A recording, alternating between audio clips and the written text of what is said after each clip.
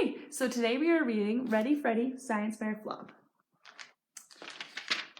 So kind of in the beginning of this book, it says, I have a problem, a really, really big problem.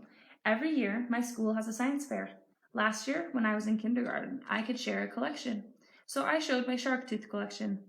Now that I am in first grade, I have to do an experiment for the fair, but I can't think of any good projects. Let me tell you about it. And then it continues into the story. So, chapter 1. What is a hypothesis? Come to the rug, everybody, said my teacher, Mrs. Bushy. I want to show you an experiment. I love experiments, said my best friend Robbie. If you love them so much, then maybe you should marry them, Max said, laughing. You can't marry an experiment, said Chloe. Yes, you can, said Max. Oh, no, you can't. Yes, you can. Max, Chloe, that is enough, said Mrs. Bushy. I need to have everybody's eyes looking at me now. Max and Chloe glared at each other and then turned to look at Mrs. Bushy. When scientists do an experiment, they have a question they want to answer. With this question in mind, they make a hypothesis. Does anyone know what that means? Asked Mrs. Bushy. Robbie's hand shot up. I know, he said. When it comes to science, Robbie knows everything. He is a science genius. Yes, Robbie, said Mrs. Bushy. Tell the class what a hypothesis is. When a scientist makes a hypothesis, he is predicting what he thinks is going to happen in the experiment. You're such a brain, said Max. I don't know what you just said. It's like a guess, said Robbie. The scientist is guessing what he thinks is going to happen when he does the experiment. That's right, said Mrs. Bushy.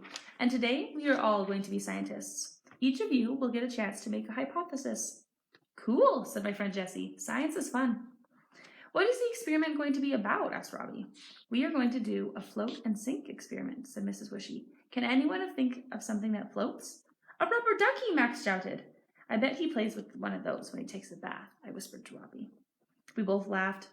Anything else? A plastic cup, said Chloe. I like to pretend I'm cooking when I take a bath, so I have lots of plastic cups and bowls in the tub, and they all float.